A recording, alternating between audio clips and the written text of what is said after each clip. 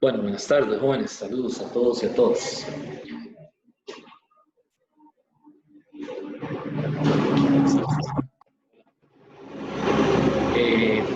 Bueno, hoy es la última clase, ¿verdad?, del curso de termodinámica, y el tema que nos queda por ahí de ver es la tercera ley de la termodinámica, que es lo que vamos a cubrir en la clase de hoy. Realmente no es mucha materia, ¿verdad? Los libros de termo, algunos autores no, algunos, ¿verdad? Depende del énfasis, ¿verdad? Del enfoque del autor.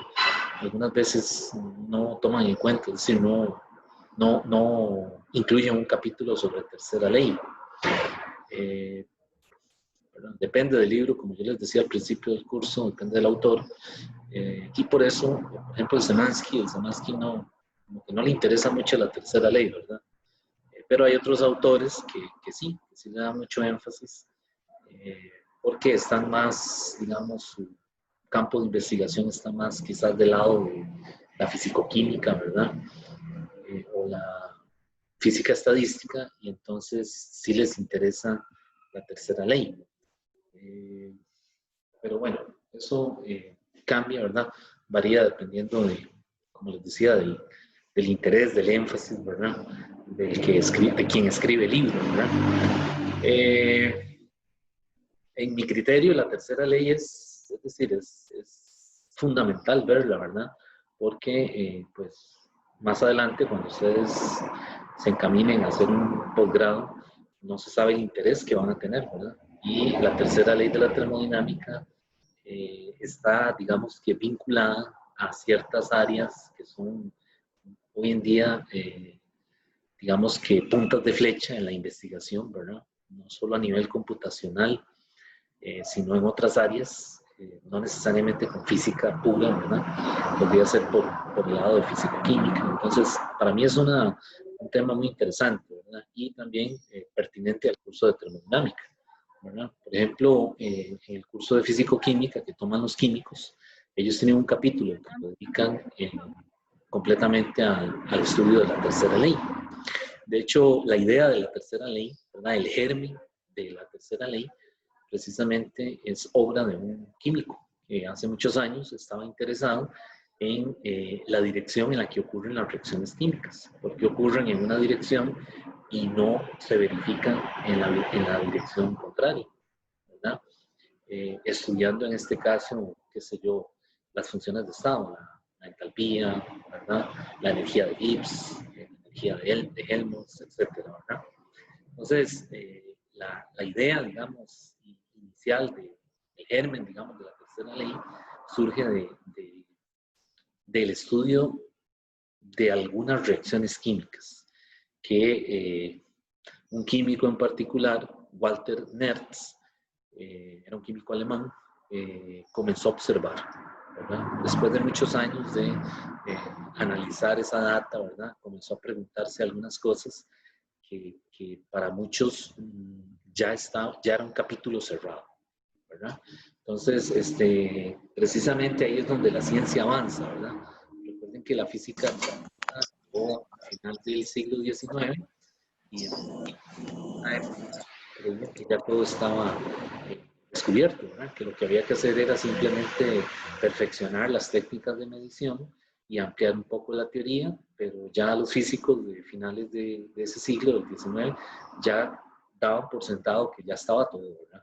O sea, ya había una teoría del calor, una teoría de la electricidad y el magnetismo, la teoría del movimiento de Newton, o sea, como decimos, ya estábamos completos, ¿verdad? Sin embargo, como ustedes saben, surgen ideas nuevas, ¿verdad? Y fenómenos nuevos que la teoría clásica no los puede explicar. ¿Ok? En el caso del tercer principio de la termodinámica, surgió porque este señor precisamente se comenzó a hacer preguntas distintas, ¿verdad? En esa época ya igual la termodinámica ya estaba completamente fundamentada, estamos hablando de 1900 aproximadamente, ¿verdad? Ya estaba la primera y la segunda ley de la termodinámica y, como decimos, como decía ahora, ya estábamos completos, ¿verdad? Entonces Nernst, al observar esas reacciones químicas, se comenzó a hacer ciertas preguntas claves, ¿verdad? Y así es como avanza la ciencia, ¿verdad? Y una de ellas, que fue con la que se desarrolló la primera ley la tercera ley, es qué pasa cuando la temperatura tiende a cero, cuando T tiende al cero absoluto, ¿verdad? Esa es la pregunta que él se hizo por ahí. ¿Qué pasa cuando ocurre esto? Bueno, hoy en día esta es una gran área de estudio, ¿verdad? Al que le interesan las bajas temperaturas, es una especialidad en física, ¿verdad? En física experimental, y es súper amplia, ¿verdad? Es gigantesca, porque se ha hecho demasiado trabajo teórico y también experimental.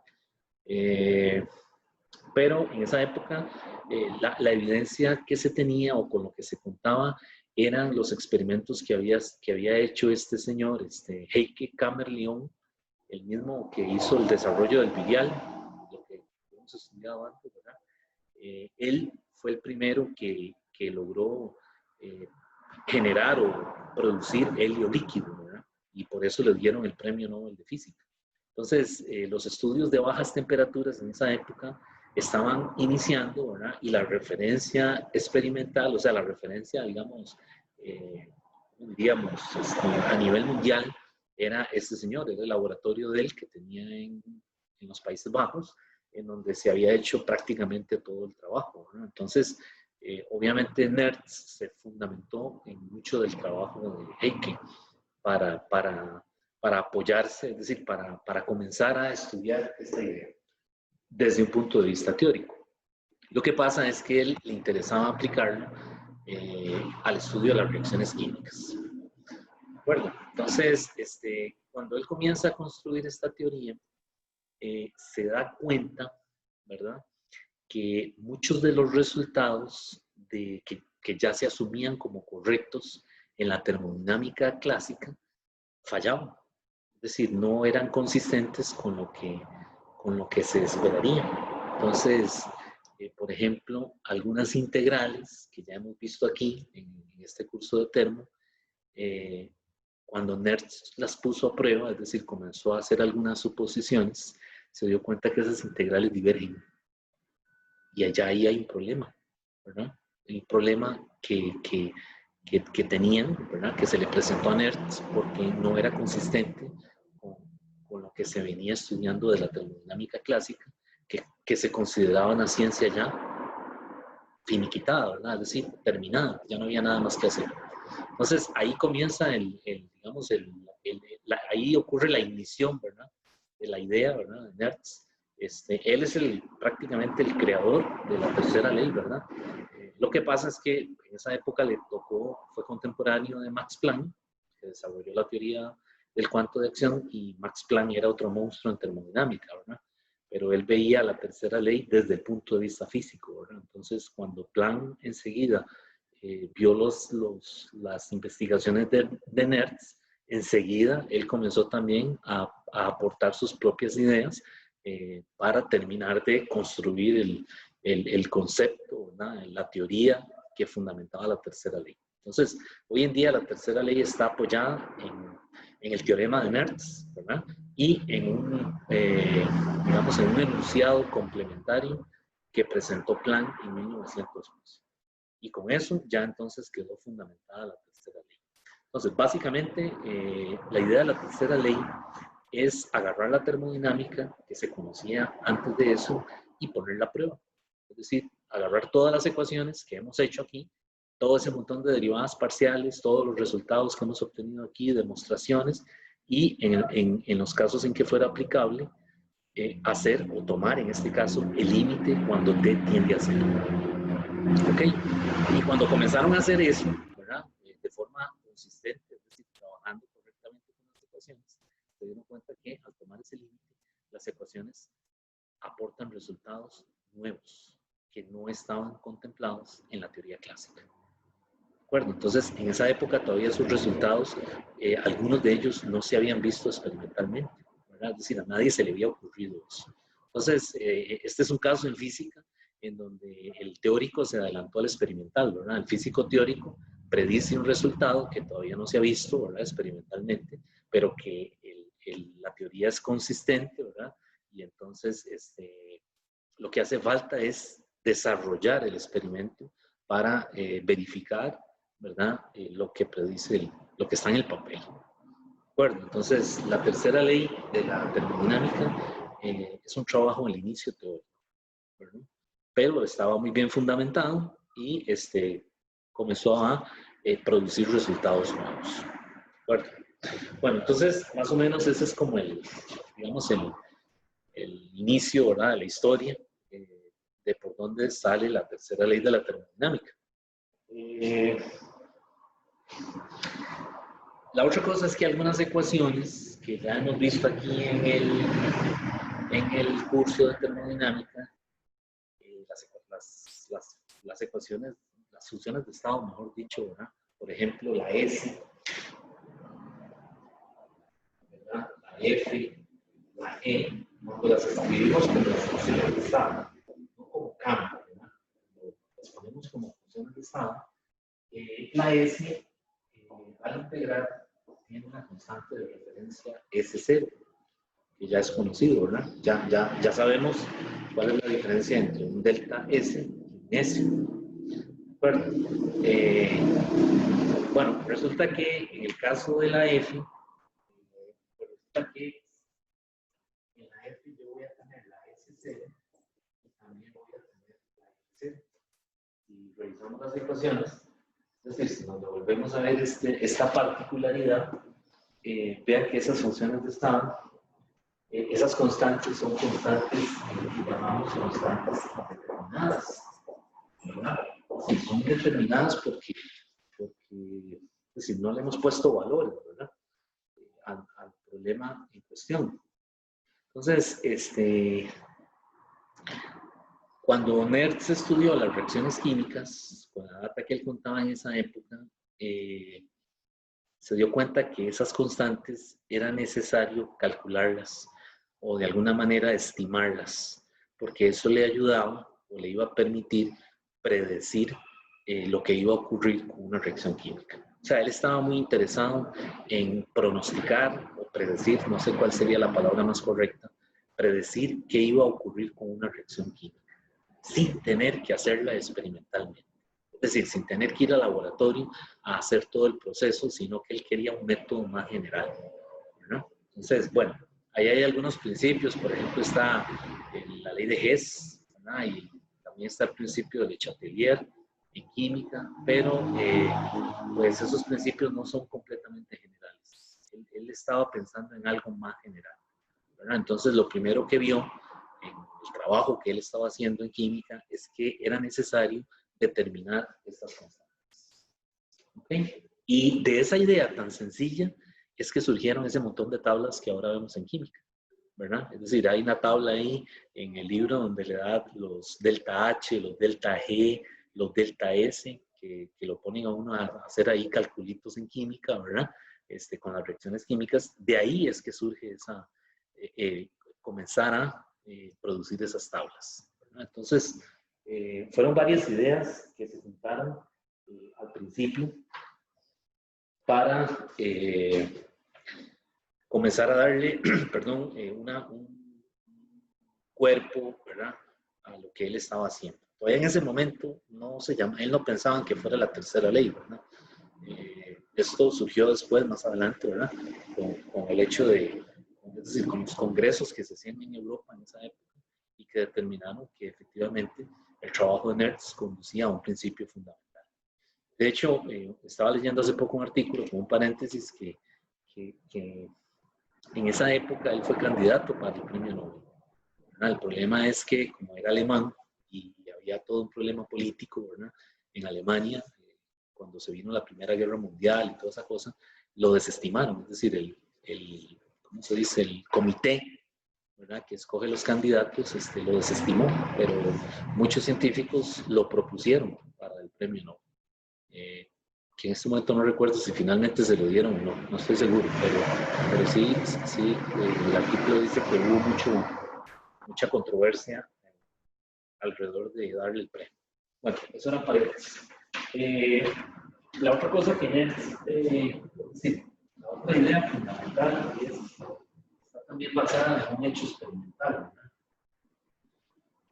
Es decir, NERF estuvo en una época en donde hizo ciertos estudios o tuvo acceso a investigación que hicieron otros químicos, que lo hizo replantearse las ideas de la termodinámica. Es decir, él estuvo en el momento preciso, en el sitio preciso, ¿verdad? Con la data apropiada para hacerse la pregunta que lo llevó al desarrollo de la tercera ley, ¿verdad? Entonces, en esa época, un hecho experimental que él ya conocía, es decir, algo que ya se veía desde el punto de vista experimental, es que para muchas reacciones químicas, y en especial para aquellas que ocurren en fases, por ejemplo, condensadas, ¿verdad? Después de ocurrida la reacción, el producto T por delta S tiende a cero. Cuando T tiende a cero. ¿Okay? Aquí es cero, ¿verdad? Cero K. Bueno, esto se veía en muchas de las reacciones químicas que hicieron, ¿verdad? Que hicieron, obviamente, que no las predecían, sino que las hacían, ¿verdad? Que era una verificación experimental. Cuando se bajan las temperaturas, ¿verdad? Cuando T tiende a cero, ese producto se hace muy, muy pequeño. ¿De acuerdo? Entonces, eso tiene cara, o en esa época a él le pareció que se podía expresar matemáticamente como un límite y no estaba equivocado, ¿verdad? Es decir, la tercera ley de la termodinámica, que no se los he dicho todavía, es una teoría de límites, ¿verdad? Es coger el límite cuando T tiende a cero y aplicárselo a una ecuación, ¿verdad? Por supuesto, hay que usar el álgebra correcta, ¿verdad? Para tratar de obtener un resultado nuevo, ¿verdad? Entonces, esto, digamos, esto es como lo que a él le dio la idea enseguida. O sea, ¿por qué esto? ¿Por qué hay muchas reacciones en fase condensada, por ejemplo, ¿verdad? Es decir, no estamos hablando de gases, ¿verdad? ¿Por qué se hace tan pequeño? ¿Verdad? Entonces, por ahí comienza esa idea, ¿verdad? Entonces, pues resulta que él ya conocía las funciones, ¿verdad? Por ejemplo, la G es una función de T y P, que la podemos escribir como una transformación de Legendre, TP, H de TP menos T por S, de TP, ¿verdad? Esa es una de las transformaciones de Legendre. La G la podemos escribir así, ¿verdad? Por supuesto, estamos fijando estas variables, ¿verdad? Independientes para comenzar por algún lado, ¿verdad? Es decir, estamos suponiendo que se trata de un proceso térmico. Entonces, en las reacciones químicas, a él le interesa el cambio. Entonces, le aplica el cambio a esta ecuación. Y al aplicar el cambio, le queda delta H menos T por delta S. O sea, supone la temperatura constante. Y ven que él ya comienza un problema, porque él tiene que arreglar la ecuación, por decirlo de alguna manera, porque ya él sabe que T tiende a cero. O sea, la T se baja demasiado. ¿De acuerdo? Pero entonces él, pues parte de eso, ¿verdad? Proceso isotérmico. Y si esto es cierto, pues cuando yo tome el límite,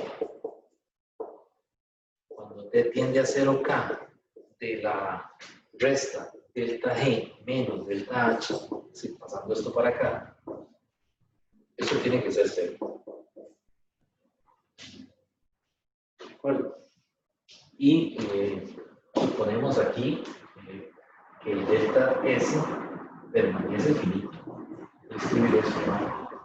Puede parecer que el delta S es el que tiende a cero, ¿verdad? Y es completamente incorrecto, ¿verdad?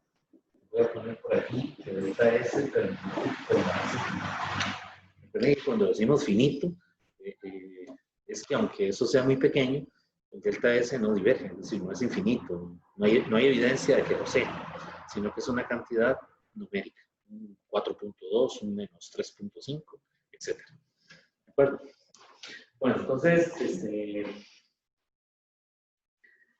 a partir de ahí, con esto, digamos, ya se comienza a construir, es decir, se comienzan a mezclar las ecuaciones o a utilizar otras ecuaciones, mejor dicho, para intentar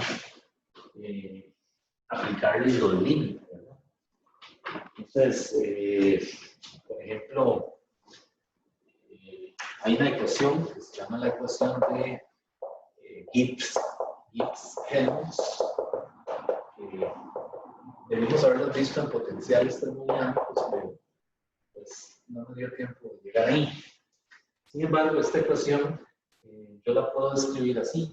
Ahora, en la notación que Nernst quiere, es decir, usando cambios, lo puedo escribir como T, derivada parcial del delta G dt P.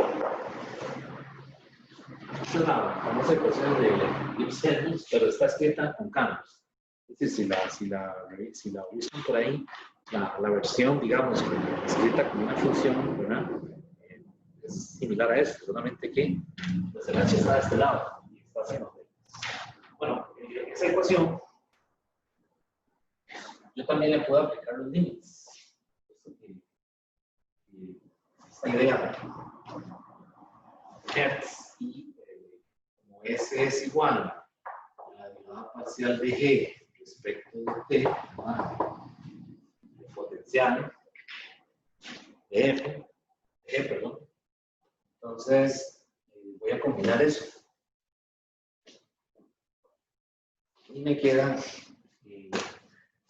algo así. Yo puedo escribir esto así, límite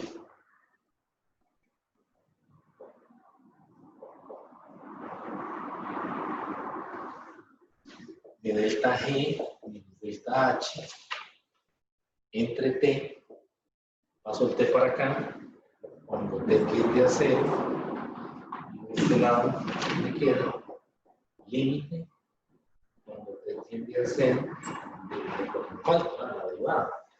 Entonces aquí sería la derivada parcial del cambio de G entre derivada de T. Esto es manteniendo el T constante. Lo que estoy haciendo es combinando estas dos ecuaciones y tomando el límite. ¿Okay? Entonces, este límite de aquí, de lo que él observó, ¿verdad? Experimentalmente, infiere que es indeterminado. ¿Okay? Y este de aquí es finito. Es decir, tiende a un valor. O sea, esto no.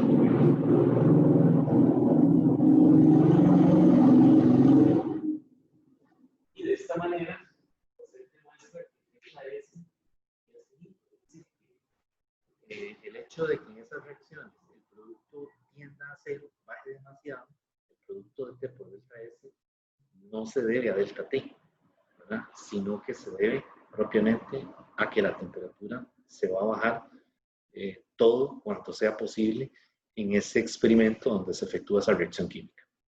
Bueno, entonces vean que las ideas de Nernst son para esa época, es decir, él tenía mucha imaginación, ¿verdad? Es decir, comenzó a mezclar la parte matemática con la evidencia experimental, tratando de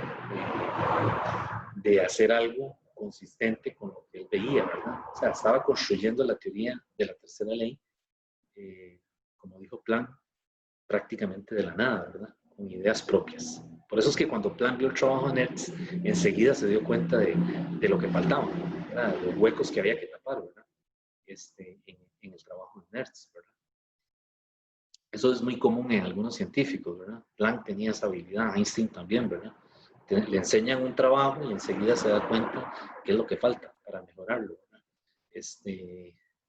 Por eso es que algunos de los trabajos de Einstein no son autoría totalmente de él, ¿verdad? Es decir, algún científico le presentó la idea y él enseguida la vio y se dio cuenta que era lo que había que agregarle, ¿verdad? Newton también era así, ¿verdad?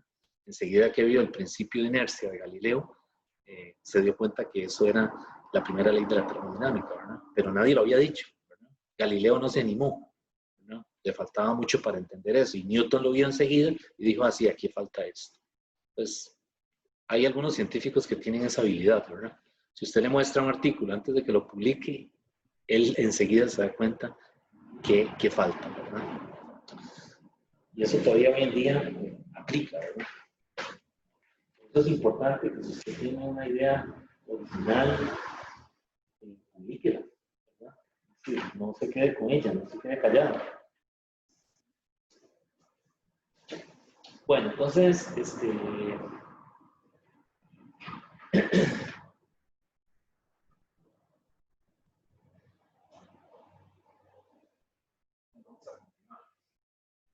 bueno, entonces, los límites que aparecen en la tercera ley, muchos de esos límites hay que aplicarles la regla de lógica para quitarle la indeterminación, ¿verdad? Y ver si ese límite nos aporta algún resultado, ¿verdad? O si más bien depende, y entonces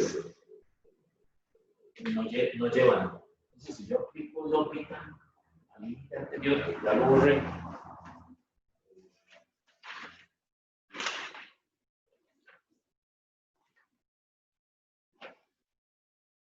estos dos límites que tenía aquí, ya los borré, no lo hubiera dejado aquí.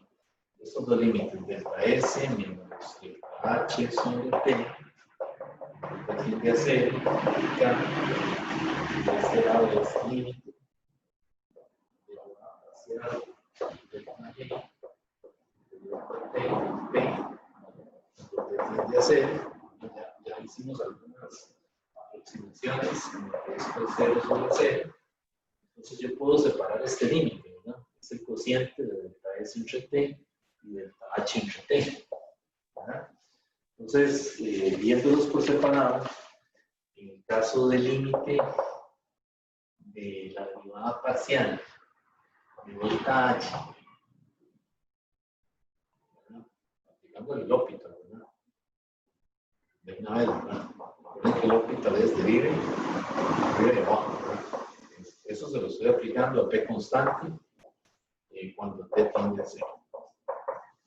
¿Okay? Y esto va a ser. Entonces, ¿cómo se dieron cuenta de eso? ¿Cómo se dieron cuenta de esa situación? Bueno, realmente, si hacemos una gráfica de los deltas, lo que se va a observar es que el delta G tiene un comportamiento una gráfica aparecen los dos cambios y el otro es el delta H en las reacciones, ¿verdad? Entonces, pues vean que lo que está aquí adentro es conocido, porque yo puedo sacar el cambio. El cambio aquí, en la reacción, digamos, en el aparato matemático, se puede sacar, ¿verdad? Se puede permutar y escribir esto así.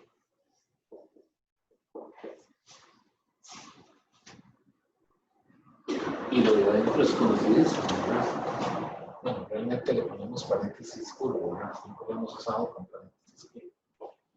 Eso que está de adentro es la capacidad calorífica de presión constante.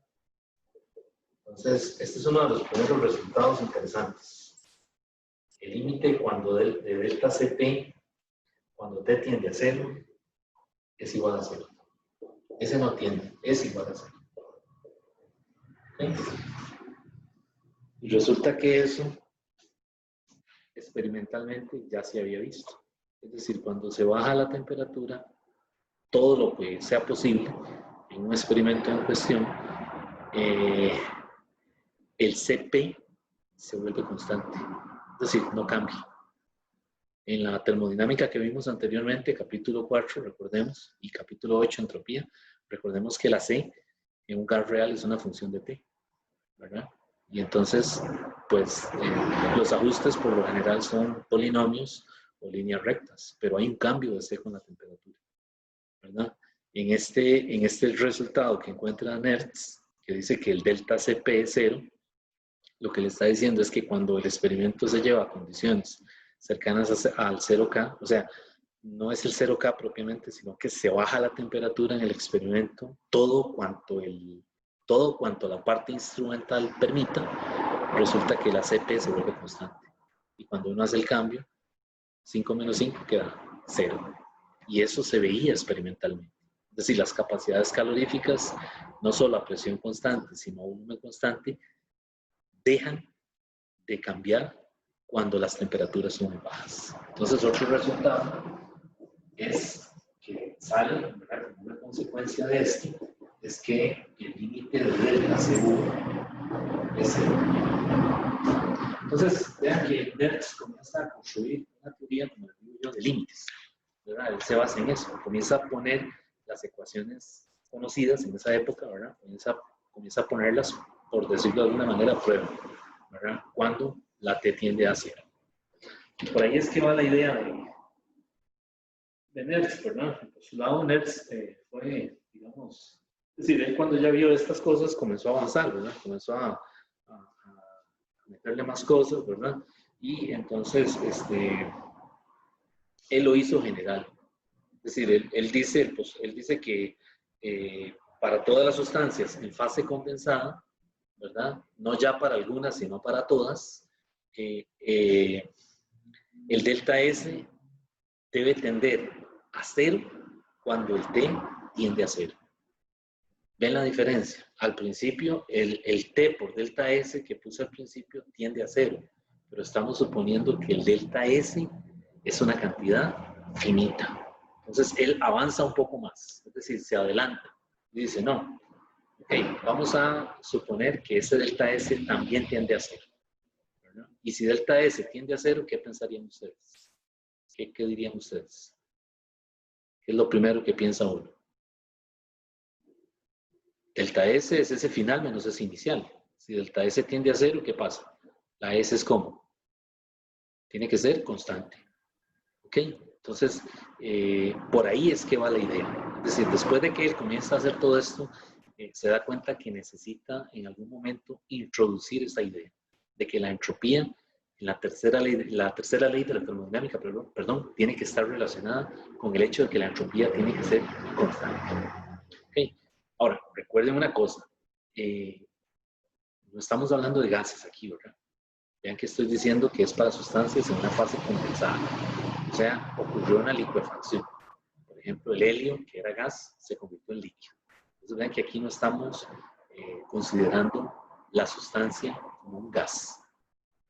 ¿Ok? Entonces, la tercera ley de la termodinámica se utiliza actualmente mucho para estudiar sólidos cristalinos y también para estudiar sustancias en estado líquido.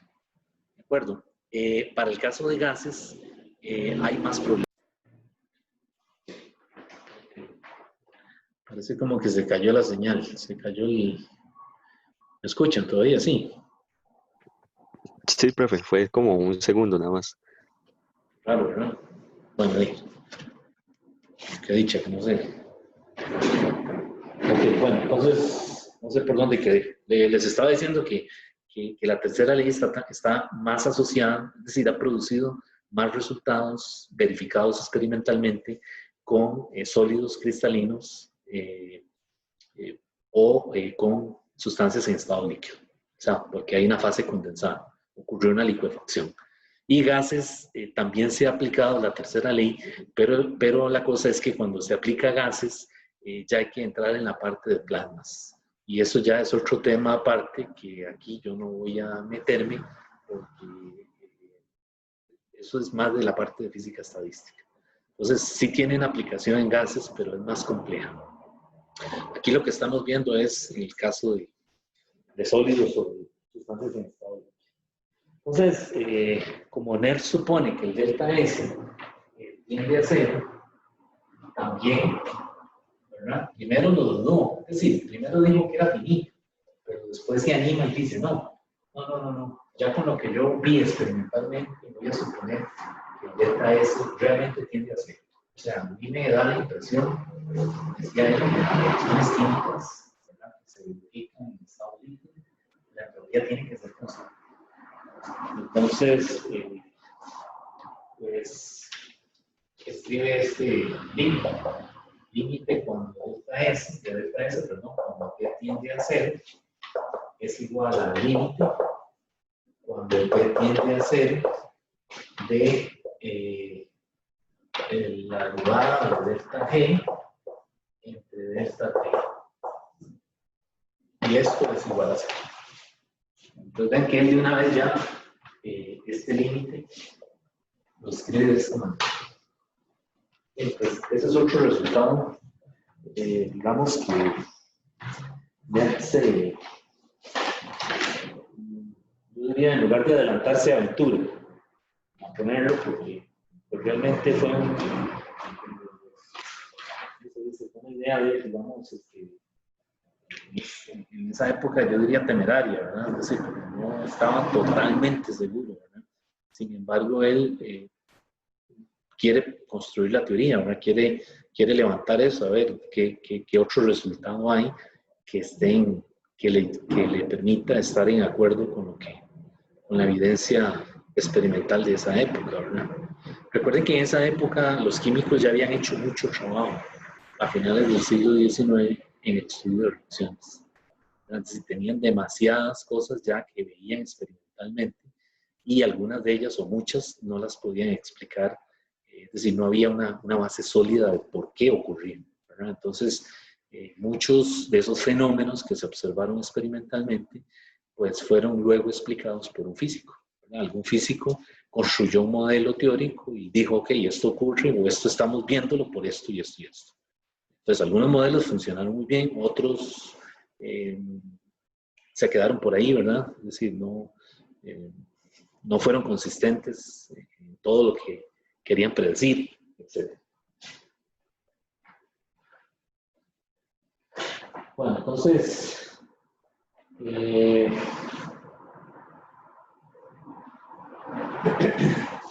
el caso de los gases perfectos,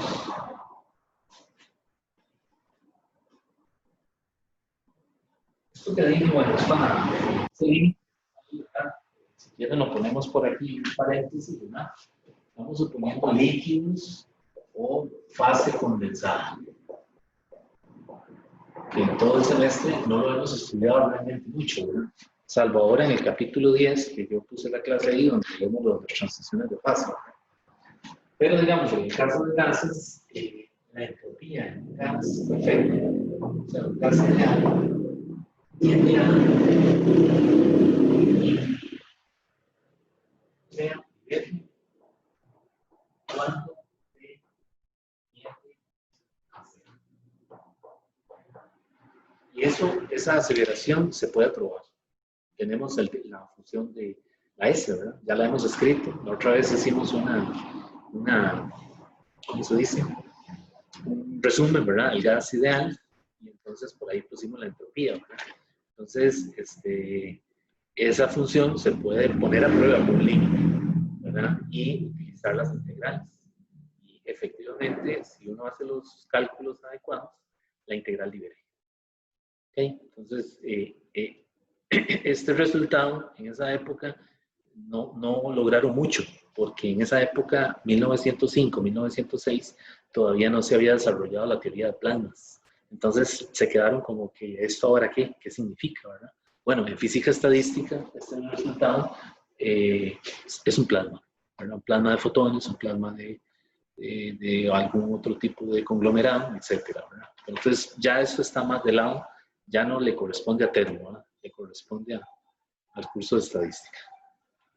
Bueno,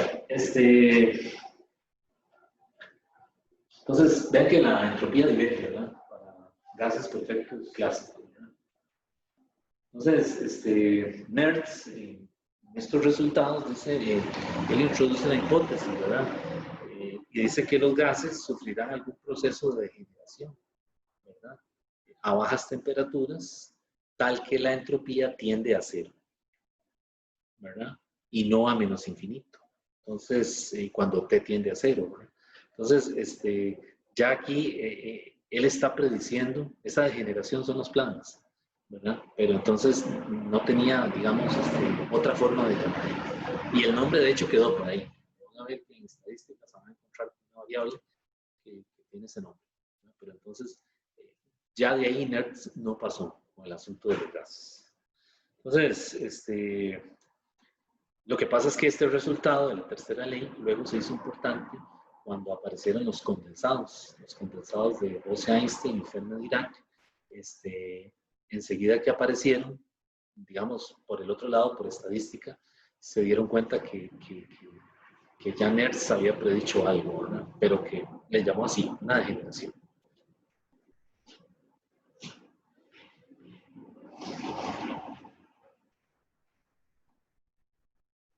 Bueno,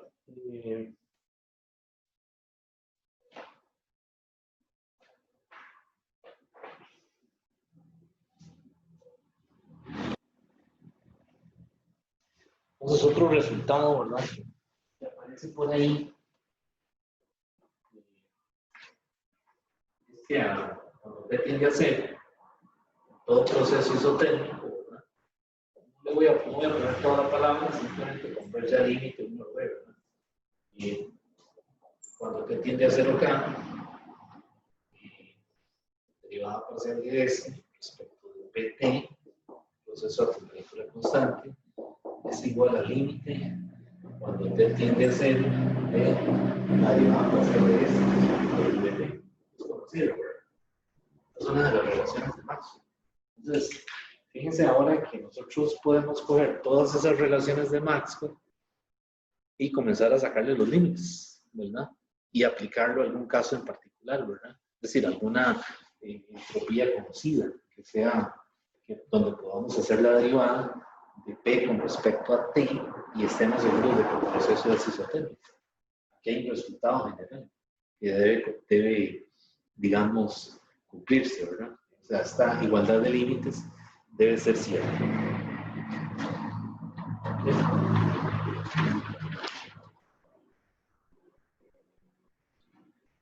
Bueno, déjame ver porque quiero...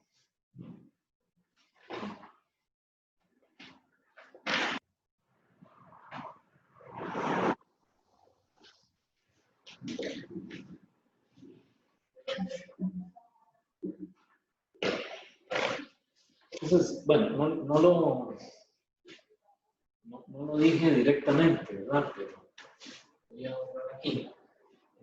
El teorema de Nernst, ¿no? Que se llama, se conoce como el teorema de Nernst, es una relación muy sencilla, ¿no?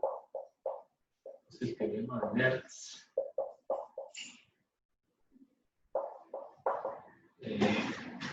Es el límite cuando T tiende a 0, S2, ya lo escribí ahora en la delta S, pero sí, es lo mismo.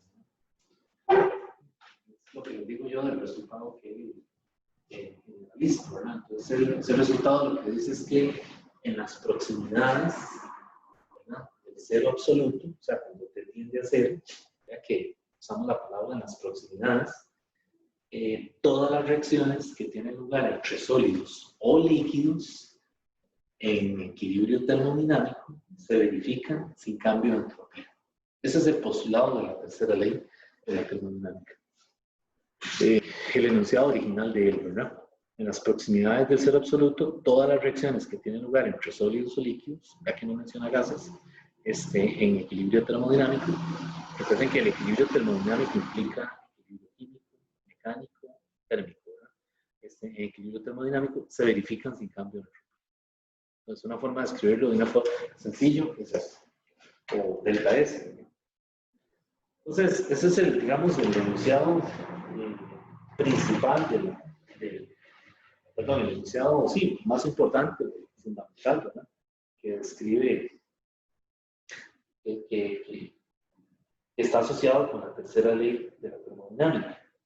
Este resultado es de 1906. 1906, 1908 más o menos. En este momento no recuerdo la publicación, pero sí sé que en 1906 anunció las observaciones que él había hecho.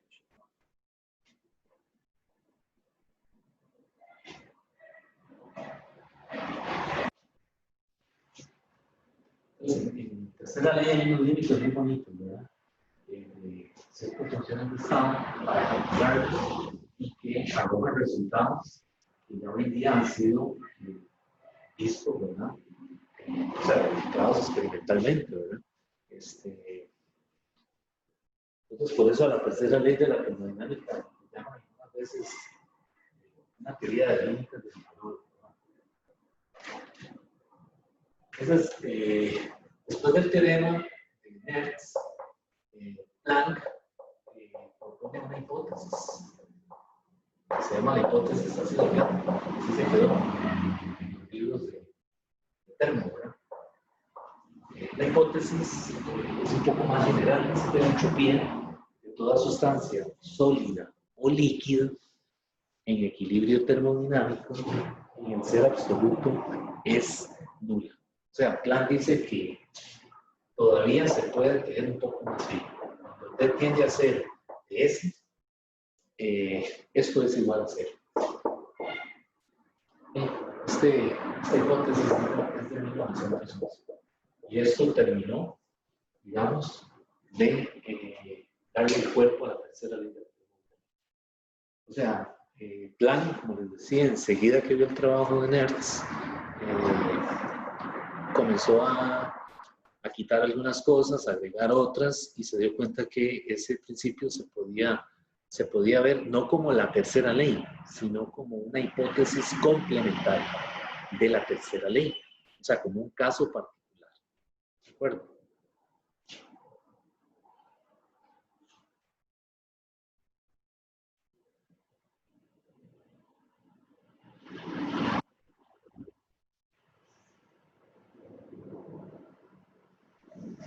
Bueno, entonces,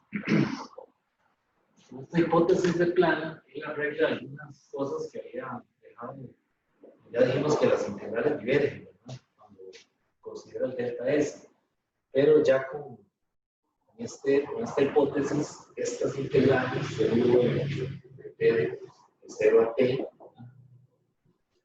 la otra S de pt, integral de 0 a t, de cp de t entre t, estas integrales ya no divergen.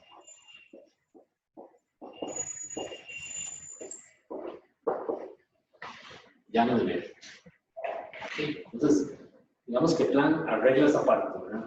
Por supuesto, lo que Planck está haciendo él no está pensando en ningún momento en reacciones químicas, que es la idea original de Hertz.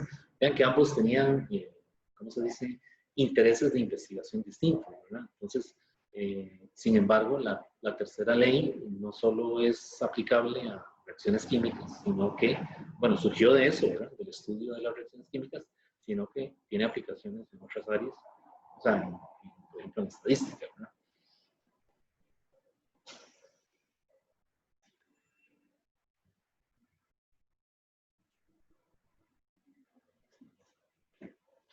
Entonces, Profe, no borre. Yo sí, tengo una consulta. Sí, yo dígame. tengo una consulta. Que hace rato le estoy, digamos, la hipótesis de Planck es que conforme la temperatura aumenta, No, la conforme la entropía, T se hace más pequeña. es a menos infinito. Es cuando T tiende a cero. Ya vi, ahí ya. Ok, entonces sí era lo que estaba pensando. Si T tiende a cero, entonces quiere decir que la entropía también tiende a cero. Entonces, en la fórmula anterior, en el límite anterior, si la entropía va a empezar a bajar hasta tender a cero, entonces ese límite no debería más bien tender a, o sea, el delta S no debería tender más bien a hacerse negativo, porque entonces ese límite tiende a cero también. Usted dice en este límite, en la Sí, limitadora. exacto. Digamos, si la S empieza a disminuir tanto hasta volverse cero, entonces ese límite, si usted resta el S El S2 menos S1 no debería darle más bien un negativo.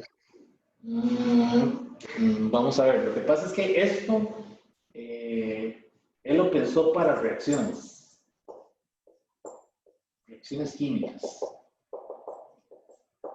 Es decir, para la dirección en la que ocurre una reacción, qué sé yo, aluminio más HCl, ¿verdad? Él lo está aplicando porque vea que este es el delta S. Y aquí es para un sólido cristalino. Ah, ok. Entonces, digamos, la evidencia experimental es la que hace la diferencia aquí, por decirlo de alguna manera. Porque los límites son muy parecidos, ¿no? Básicamente son iguales, solamente que uno es un delta y el otro es la S. Pero, digamos, el resultado de que sean cero ambos es más por el sistema de estudio. O sea, por el objeto de estudio, el sistema que se está estudiando, ¿verdad? Estos límites no tienen ¿cómo se dice? Un formalismo matemático bien fundamentado, ¿verdad? Porque mucho en esa época fue prueba y error, es decir, intentaron encajar alguna formulación matemática a lo que se veía experimentalmente. Esta gente eran súper hábiles, ¿verdad? En eso, o sea, tenían una intuición increíble y entonces eran muy hábiles traduciendo ecuaciones o viendo un fenómeno y poniéndolo en términos de un resultado más general. Pero es decir, estos límites, formalmente hablando, matemáticamente hablando, no son tan, ¿cómo le diría? Es decir, no tienen el sustento, el formalismo que tiene un límite en la teoría de funciones matemáticas, es lo que quiero decir, ¿verdad? Entonces están la apariencia de ellos, por decirlo de alguna manera, está relacionada con lo que se ve. Ok, gracias, profe. Bueno, otro límite por ahí que también es otro caso, ¿verdad? Es decir, hay muchos. Es decir, aquí no puede, como dicen, volver a reestudiar la termodinámica a ver qué pasa cuando usted tiende a cero, ¿verdad? Es decir, ver qué pasa con todas esas ecuaciones. Por ejemplo, usando una de las relaciones de Maxwell, cuando usted tiende a cero, va a ser que V, T, P, es conocida, ¿verdad? Límite, cuando usted tiende a cero, de delta P, digo de P de T, V es de cero. Entonces, si V permanece, si es un volumen finito, ¿verdad? Cuando hablamos de finito, pues se refiere a una cantidad, o sea, no es cero, ¿verdad? Estamos trabajando con una sustancia en estado líquido. Imagínense una sustancia en estado líquido, ¿verdad? Se verifica enseguida, con lo que ya conocemos de la definición de beta, que cuando T tiende a cero, el límite de beta es igual a cero. Y este es un resultado que se vio experimentalmente con los coeficientes de dilatación de Marshall. Es decir, cuando se baja la temperatura, el valor de beta se hace sumamente bajo en todas las sustancias de estudio, independientemente de la naturaleza química de la sustancia. Es un resultado experimental, ¿verdad? O sea, ya está comprobado, o sea, lo vieron desde hace mucho tiempo, ¿verdad? Una forma de expresarlo un poco más rápido es decir esto. El límite de beta, cuando usted tiende a cero, es igual a cero. Por supuesto, no es un límite en todo el sentido de la palabra matemática. O sea, no es un límite como los que hemos estudiado, qué sé yo, en cálculo, método, ¿no? Pero describe correctamente lo que se ve.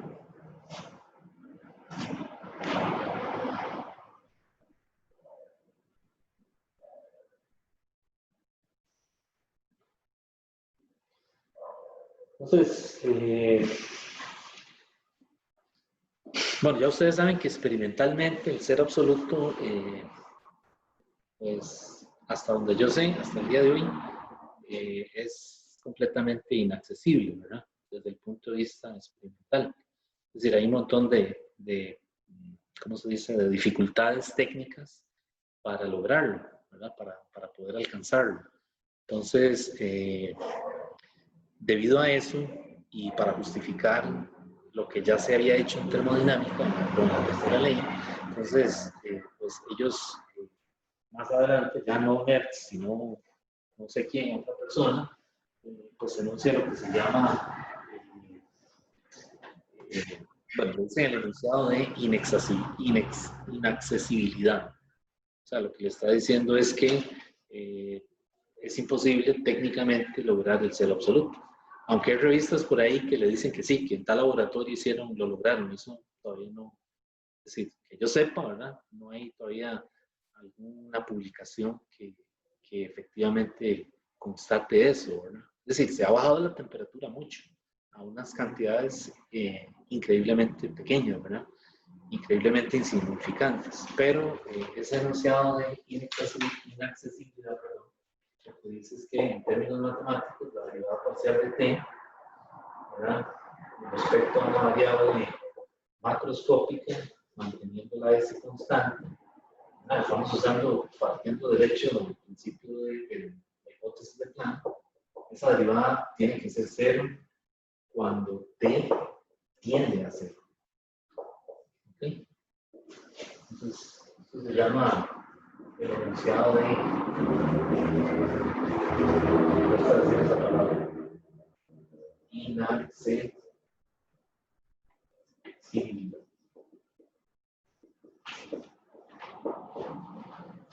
Entonces, en los laboratorios, lo más reciente que yo sé es 10 a la menos 6 Kelvin, ¿verdad? Eso es lo que han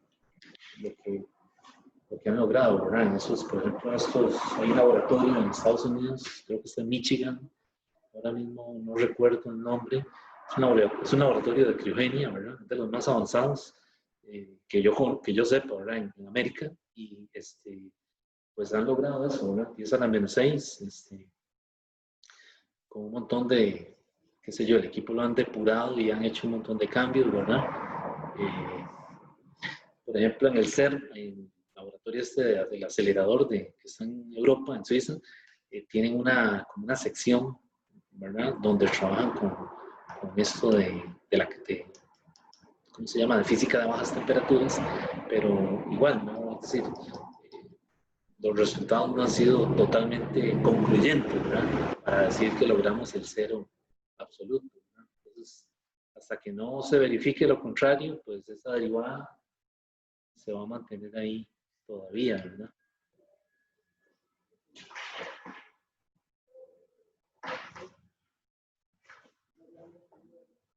Como les digo, la física de bajas temperaturas es un campo muy amplio, ¿verdad? Por si a alguno de ustedes les interesa más adelante, ¿verdad?, trabajar en algo así, tienen que averiguar qué laboratorios hay por ahí, Estados Unidos, en algún otro sitio, ¿verdad?, si les interesa esta parte.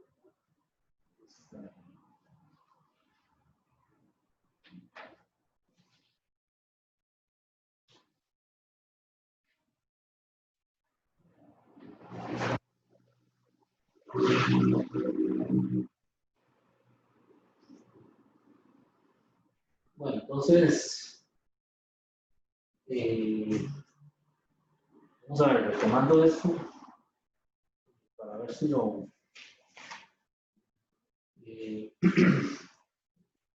para ordenarlo un poco, ¿verdad?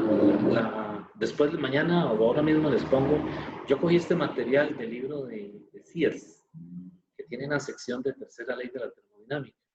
Entonces, por ahí el libro ustedes lo tienen, ¿verdad? Después ahí les digo qué capítulo es, creo que está en el 7 o en el 8. Es una sección donde explica el tercer principio de la termodinámica, pero algunas otras notas las he visto de algunos otros libros que tengo por ahí.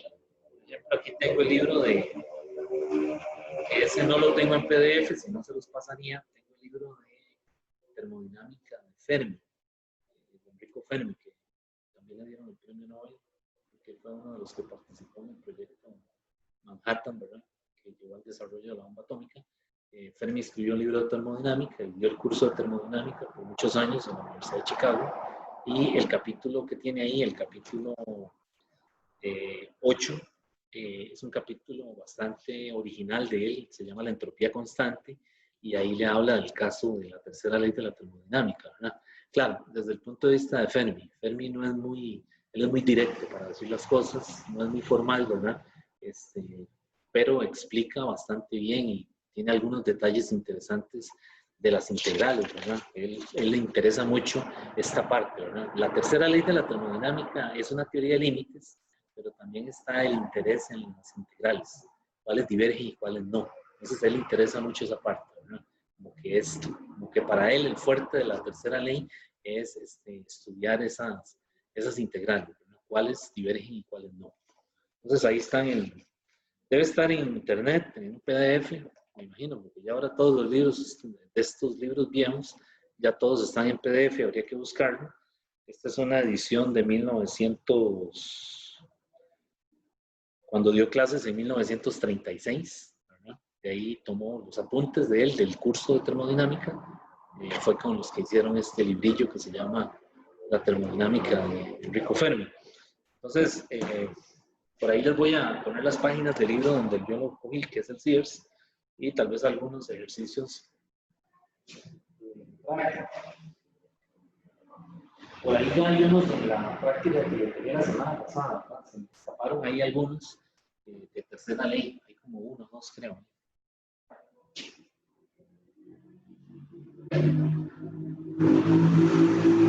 Okay. Por ejemplo, veamos este ejercicio.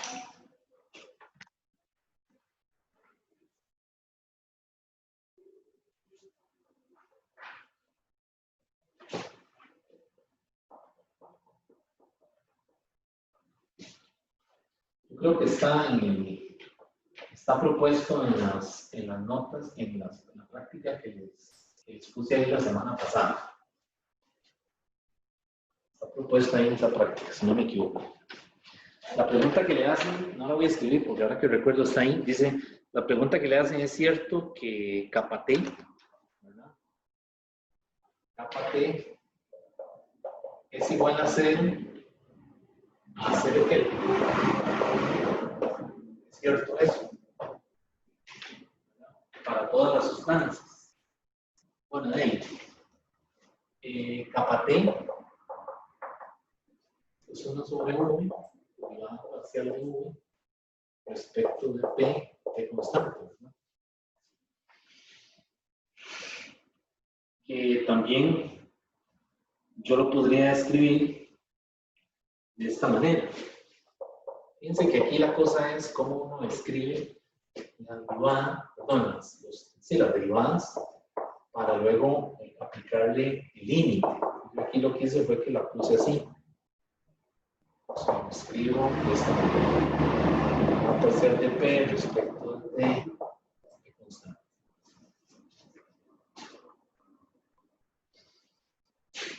Y esto de aquí arriba, esto es beta. Esto es derivada parcial de P respecto de P constante. Entonces, cuando yo tomo el límite de kappa T,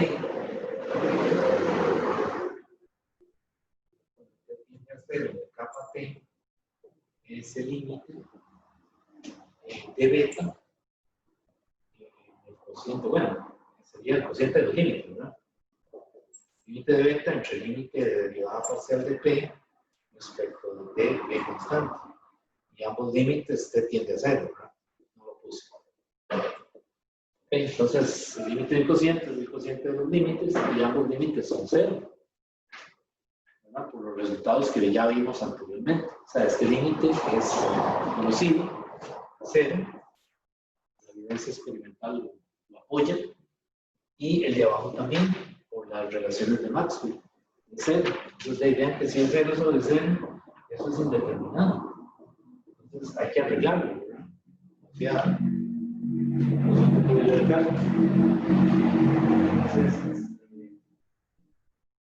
Entonces, aplicamos, ya vean que las derivadas de orden superior, la interpretación de ellas se hace importante, ¿verdad?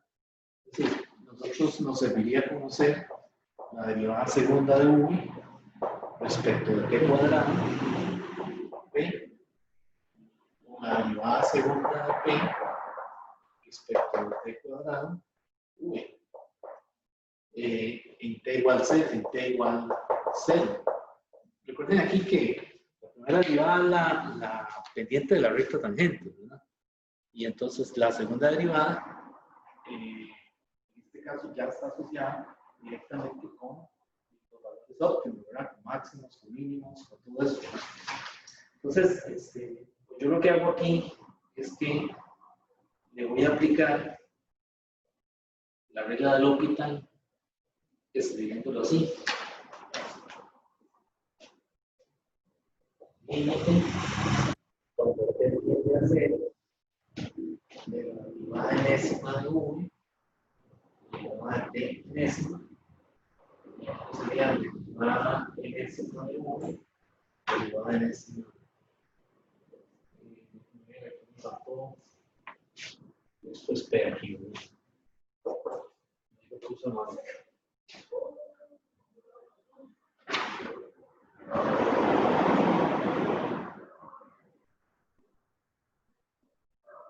Ok. Entonces, esto es una forma, digamos, de justificarse uno, es decir, para cerciorarse, para convencerse de lo que está pasando. Ya sabemos hacia dónde va la teoría de la tercera ley de la termodinámica, pero tenemos que convencernos por algún argumento. Vean que aquí las matemáticas son un poquito medio, ¿cómo se dice? Es decir, algunas veces hay que usar algo para uno justificar el hecho de que exista una indeterminación y que no sabemos en principio qué es lo que va a pasar, qué es lo que va a ocurrir. Entonces yo estoy cambiando esta indeterminación usando, en este caso, aplicando L'Hopital. O sea, lo estoy aplicando, recuerden que L'Hopital es derivar arriba y abajo, ¿verdad? Límite de f sobre g es igual al límite de f' sobre g', ¿verdad? Yo lo que estoy haciendo es eso, o sea, estoy haciendo la derivada, ¿verdad? Enésima, porque yo sé que esas derivadas no necesariamente no son cero. Entonces yo sé que este límite tiende a algo finito, o sea, tiende a un, no sé, a un p o algo, algún número que es finito, una n, es un valor finito, o sea, es un número, ¿verdad? O sea, no diverge, es lo que quiero decir. Entonces, si existe un límite así, como la regla del L'Hopital, ¿verdad? Para quitar la indeterminación, eso quiere decir que capa t tiene que ser finita, o sea, que tiene que tener algún valor, tender a algún valor concreto, ¿verdad? En t igual 0. Pero a la vez, vean que por Maxwell, por la relación de Maxwell, las derivadas, ya dijimos ahí en una identidad que puse antes, siempre van a ser 0, ¿verdad? Entonces, ¿qué podemos concluir de aquí? ¿Qué podríamos decir apoyándonos en la regla del L'Hopital y en el resultado de las derivadas? ¿Qué podemos decir ahí? Bueno, que el límite de capa t permanece indeterminado, pero no es 0. Y eso es lo que se ve experimentalmente. El límite de capa t no es 0, contrario a beta. Es decir, cuando se bajan las temperaturas, esa compresibilidad no tiende a 0. O sea, tiende a un valor finito. ¿Cómo me lo estoy justificando yo? Con la regla del L'Hopital, porque no tengo otra cosa. ¿De acuerdo? Ahora, ellos saben, o sea, uno sabe la evidencia experimental, pero aquí lo que yo estoy diciendo, suponiendo es, bueno, le aplico la regla del L'Hopital, ¿verdad? Y esas derivadas, que ya las hemos visto, ¿verdad? Las segundas derivadas no son 0, por lo tanto, suponemos que es un valor finito. Y así decimos, así, digamos, nos justificamos, ¿verdad? De que permanece indeterminado, pero que no es 0. ¿Okay? Entonces, esto se ve experimentalmente. Eso se verifica experimentalmente. El límite, ¿verdad? Como tal. cuando la temperatura se baja mucho. O sea, como tiende a ser, ¿no?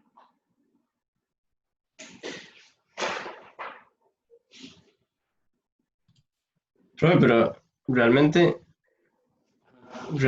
es que no sabemos qué es. O sea, sí podría ser cero, pero no estamos seguros. Digamos, matemáticamente, ¿verdad? No, sin meternos con una experimental. Sí, es decir, o sea, originalmente lo que sabemos es que es indeterminado. Eso es lo que tenemos seguridad. Pero, es decir, usamos el hecho de la regla de L'Hopital para justificar lo que va a pasar con el tiempo cuando se baje mucho la temperatura, o sea, cuando la temperatura tiende a ser. Por eso les decía, esta teoría de límites algunas veces es media, como que no es tan rigurosa matemáticamente hablando, ¿verdad? Pero, de hecho hay algunas ecuaciones, algunos resultados en termodinámica que cuando se le aplica el límite, cuando t tiende a cero, arrojan resultados que no, es decir, no son consistentes y andan por ahí esos resultados, ¿verdad? Es decir, no se han asociado con algo conocido, ¿verdad? Entonces la pregunta muchas veces es, bueno, ¿ese límite tiene sentido como lo están calculando o lo que están proponiendo o es que hay algo más atrás, ¿verdad? Que no se ha visto o que es que hay algo experimental, ¿verdad? Que no se ha visto. Entonces, es decir, la teoría de límites de la tercera ley de la termodinámica tampoco es que está totalmente completa, ¿verdad? Es decir, hay cosas que no están todavía claras. Y por eso es que ellos también desarrollaron una área que se llama, ya les digo, una área que se llama, le dicen métodos estadísticos dentro de la tercera ley. O sea, no tiene nada que ver con física estadística. Entonces ellos usan un análisis, ¿verdad? Para estudiar las variables, ¿verdad? Ya es un modelo numérico y de esa manera se justifican, ¿cómo se dice? Algunos resultados que ven, ¿verdad? Pero, digamos, en termodinámica, en la tercera ley de la termodinámica, depende de para lo que estén aplicando, ¿verdad? El que trabaja con plasmas le interesa esa área en particular y algunos aspectos de la tercera ley, ¿verdad? El que trabaja en otra área que necesite la tercera ley, por ejemplo, los fisicoquímicos, ¿verdad? Les interesa mucho la tercera ley, a ellos les interesa para reacciones. Entonces, me interesan los casos que sí han obtenido de ellos evidencia, ¿verdad? Pero, es decir, matemáticamente no es una teoría tan sólida como uno quisiera, ¿verdad? Porque por eso, ¿verdad? Porque algunos resultados que todavía andan por ahí, ¿verdad? Hasta el día de hoy, no tienen una explicación clara, ¿verdad? El mismo Sears, el autor del libro de termodinámica, él tiene ahí un artículo que trabaja mucho sobre tercera ley, en esos casos raros, patológicos, ¿verdad? Pero sí, nunca he leído el artículo, ¿verdad? Sería bueno buscarlo, a ver qué es lo que él propone, ¿verdad? Pero es un artículo de 1960, ¿verdad? 1950, entonces habría que ver dónde está y cómo se llama, pero en algún momento recuerdo haberlo visto, el nombre en inglés, para ver, digamos, otros puntos de vista. Es decir, la tercera ley se me parece mucho a lo que les comenté del principio de Carattiodori, ¿verdad? Hay una teoría en ambas desarrollada, pero hay cosas que todavía quedaron por ahí flotando, ¿verdad? Y entonces desconozco sinceramente si hay algún grupo de investigación que esté trabajando en resultados nuevos. Habría que meterse, ¿verdad? A nadar un rato ahí a ver qué se encuentra uno en la plataforma, perdón, en internet, ¿verdad? O en las revistas. Pero sí sé que han salido artículos, ¿verdad? Por ahí acerca de esto.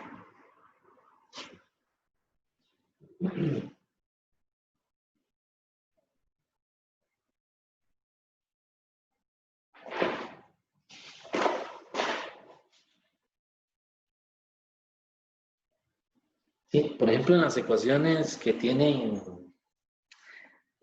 por ejemplo, las ecuaciones que tienen funciones exponenciales, donde hay funciones exponenciales, por ahí yo puse un ejemplo, creo, en un problema de práctica, ahí se puede estudiar bien la tercera ley, ¿verdad?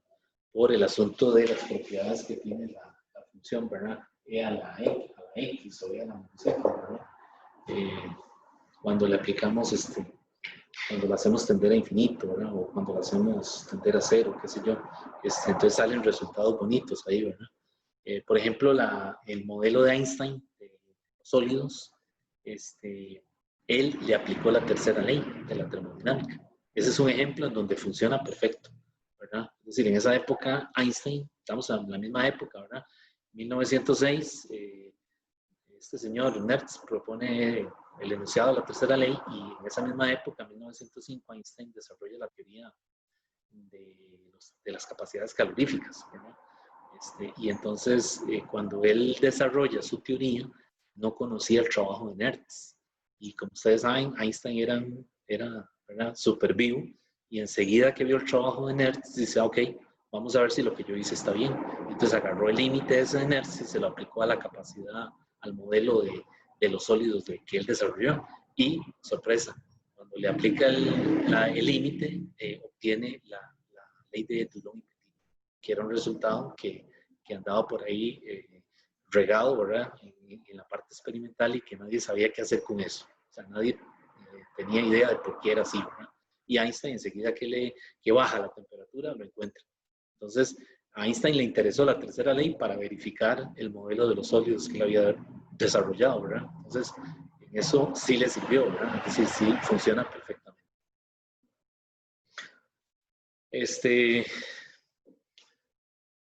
Sí, la tercera ley, pues hay que ahondar más, ¿verdad? El que le interesa puede buscar más información.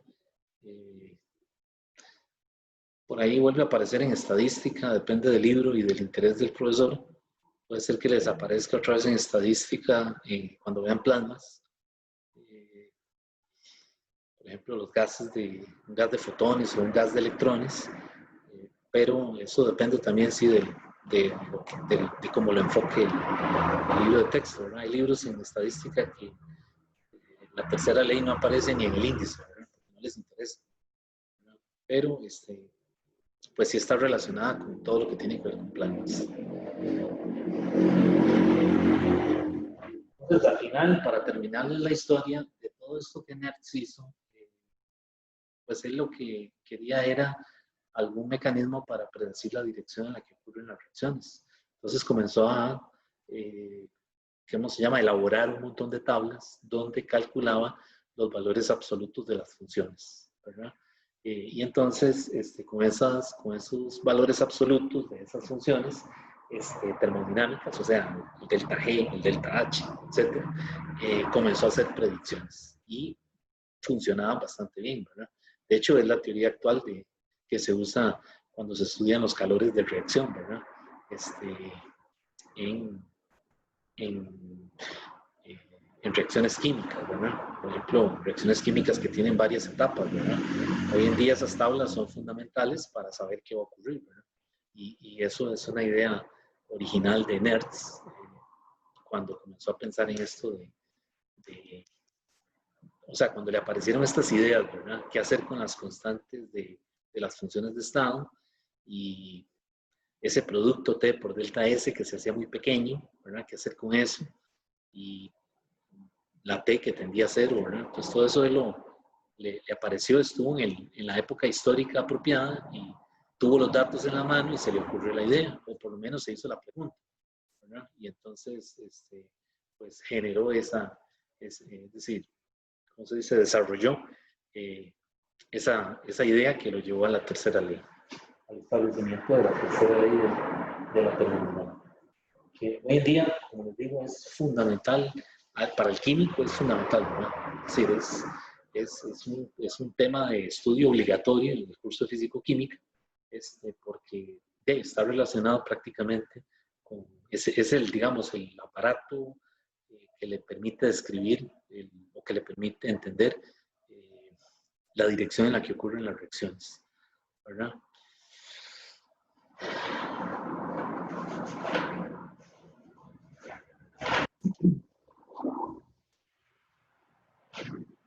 Bueno, por ahí hay un límite interesante que sería bueno que ustedes lo demuestren por ahí. Es como práctica. Este está bonito para que lo hagan. Este es un límite que propuso Planck. Límite cuando T tiende a 0 Kelvin del cociente Cp entre segundo. Ya que no es delta Cp ni delta segundo, es Cp entre segundo.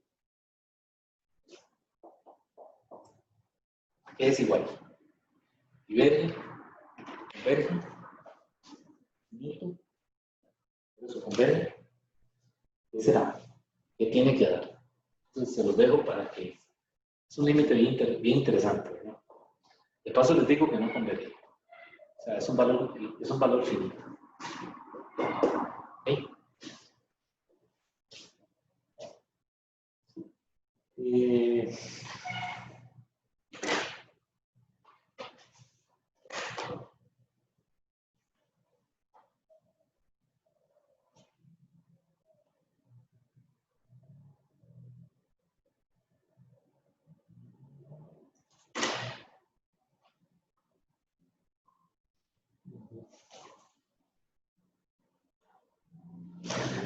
Bueno, y también, no sé si lo puse, yo puse el de los cambios, pero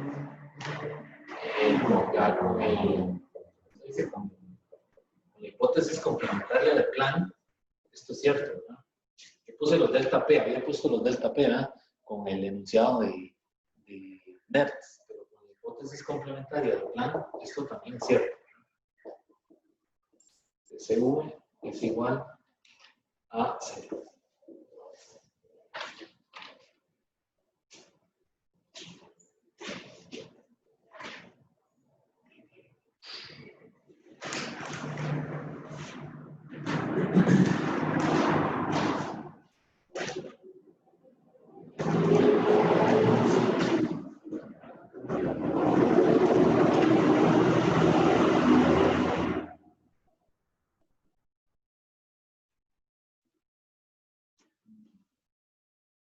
Bueno, jóvenes, este es el material de la tercera ley que les quería comentar. Y último tema del cuarto parcial. Recuerden que los temas son, otra vez vuelven a entrar los potenciales termodinámicos, ¿verdad?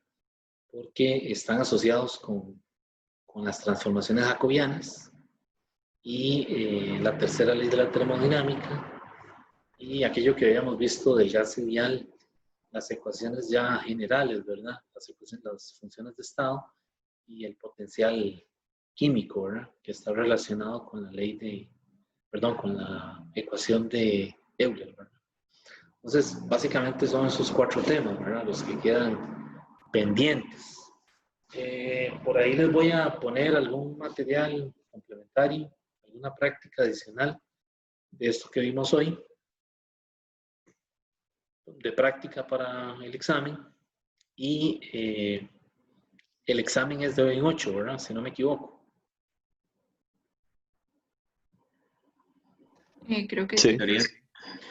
Ok, entonces, sí, entonces lo que yo estaría pensando es hacer, o sea, el último día de clases, digamos, que establece la U, es el sábado, ¿verdad?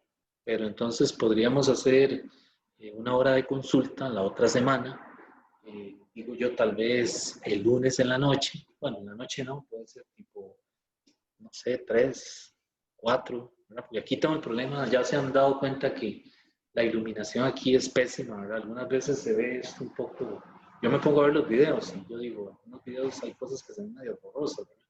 Entonces tendría que ser en la tarde, tipo 3, 4, el lunes 30, creo que es 30, si no me equivoco, y entonces hacer, digamos que unas 2 horas de repaso, dependiendo de digamos, de las dudas que tengan, y entonces el examen sería al día siguiente. Posiblemente tenga que correrlo 1 o 2 horas, es decir, que no empiece a las 12, sino que empiece a las 2 de la tarde. Pero espero que eso no genere problema, que ya no estamos en clases, ¿verdad? Es decir, a no ser que usted tuviera otra clase después de las 4 de la tarde. Yo esperaría que no, porque ya terminaron. La otra semana ya no hay clases, ¿verdad? Entonces, muy probablemente tenga que pasar el examen, correrlo un poquito más. Que siempre empieza a las 12, ¿verdad? Para que empiece simplemente a la 1 o a las 2. Profe, pero también cerraría un poco más tarde. Ah, sí, por supuesto. Ah, ok, todo bien. El tiempo, sí. El tiempo se mantiene. Solamente que sí necesita empezar un poquito después. Bueno, un poquito, no. Empezar. Profe, eso no se le escucha. Si es que viera que aquí donde estoy, ahora sí me oye. Sí, pero sí. Si es que aquí donde estoy es terrible. Yo tengo la cochera aquí de mi casa, da a la calle, ¿verdad? Y entonces cuando es una calle muy transitada, entonces es difícil controlar el sonido. Hasta he puesto aquí, puse inclusive como una mampara y no, la acústica no me ayuda, ¿verdad? Y entonces aquí hay muchas ventanas, mi casa tiene muchas ventanas al frente, entonces no sé, parece como que hay un efecto de reflexión ahí, yo no sé qué será, entonces se oye ese ruido, ¿verdad? Cuando pasa un carro. Entonces, bueno, mañana yo les pondría ahí en la plataforma las páginas del libro donde lo tomé esto. Es un resumen que hice de la sección del Sears y lo complementé con algunas otras cosas que he leído por ahí y tal vez les dejo unos 3 o 4 ejercicios de práctica, más los que están por ahí, y nos veríamos el próximo lunes para hacer una hora de consulta para aclarar dudas. Recuerden que si hay reclamos del examen de termo, del tercero, tenemos tiempo hasta el viernes, ¿verdad? Porque son 5 días hábiles. Yo les avisé el viernes, así que tenemos desde lunes a viernes para alguna apelación del examen. Hay un problema por ahí que le daban la beta y le dan el CP y la mayoría consideraron que la presión era constante, ¿verdad? Y no es cierto. Es un caso en donde el CP es una función tanto de la P como de la temperatura. Por eso el kappa tiene una función f de P. Entonces, suponer que el TP, el diferencial de P es 0, es incorrecto, aunque llegue a un resultado parecido a la respuesta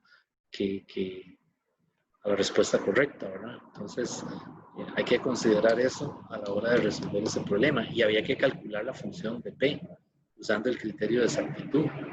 Recuerden que el criterio de exactitud, por eso lo vimos desde el principio del curso, ¿verdad? Cuando usted le ponga un problema en termodinámica, llámese un examen cualificativo, llámese que usted está haciendo un examen de candidatura, usted le pone un problema en termodinámica y le da una función f de algo o g de algo, piense en el criterio de exactitud, ¿verdad? Para resolver el problema. Recuerde que tenemos una familia enorme de diferenciales exactas, de V, de T, de P, de U, de S, un montón, pero solo tenemos 2 diferenciales inexactas, la de Q y la W, ¿verdad? Entonces, puse ese problema porque ese problema es común en exámenes donde, qué sé yo, donde usted va a ir a aplicar a la maestría, le va a aparecer un problema así, ¿verdad? Le da una función GDP o FDT y lo que quieren es que usted use el criterio de exactitud, ¿verdad? Entonces recuerden que en termodinámica es como ¿cómo se diría? O sea, aparece mucho, ¿verdad? Bueno, entonces, si no hay ningún... Una cosita, por cierto, ¿usted va a subir la clase pasada? De la semana pasada. Debería ya estar subida, ¿no está? Yo no la he visto, sinceramente. O sea, Okay. no veo que aparezca por ahí. La de Jacobianos. Qué bueno que me lo dijo, porque yo siempre estoy encima del asistente. Ella es la que sube las clases. Es posible que se le fue la... Voy a ir a revisar ya mismo. Y si no está, enseguida la vamos a subir, porque la tuve lista desde miércoles de la semana pasada. Está bien, Muy voy a bien. revisar y entonces la subo ahora mismo. Ok, entonces quedaríamos aquí y entonces el examen sería de hoy en 8, ¿verdad? Yo les aviso la hora y las condiciones van a ser las mismas y mañana les dejo una práctica de la clase de hoy. Y de una vez subo la clase de hoy también. Bueno, Quedaríamos aquí en todo, jóvenes. Listo, profe. Profe, yo me acabo de encontrar el libro ese que usted acaba de mencionar. El de Fermi. Sí, señor, me recomienda, sí, o sea, ¿lo puedo agarrar para estudiar también o no fue mucho lo que agarró de Léase ahí? la parte, vea, la parte pertinente, más o menos es de la página 139 a la página, o sea, yo no le voy a hacer no voy a hacer preguntas de problemas de ahí, quiero aclarar. O sea, no es que los estoy obligando a que lean el libro, porque, es decir, no está en el convenio de la Carta al Estudiante. Pero, digamos, usted que me dice, la tercera ley está en las primeras 2 o 3 páginas. Por lo menos leerse la teoría, lo que dice punto de vista de Fermi. Pero ahí hay un montón de integrales y un montón de cosas que hace Fermi. Yo jamás voy a agarrar algo de ahí, ¿verdad? Porque si no, he dicho que se lo estudien de ahí directamente. Pero sí, es bueno que lo lean ahí, para que vea. Fermi tiene una particularidad. Fermi le dice las cosas a uno de una manera directa, va al grano, ¿verdad? Entonces, algunas veces hay cosas que en otros libros le dan mucha vuelta y Fermi se lo dice, tome, aquí está, esto es. Entonces, para que lo lean ahí, si tienen acceso al libro, si no, no es que es obligado.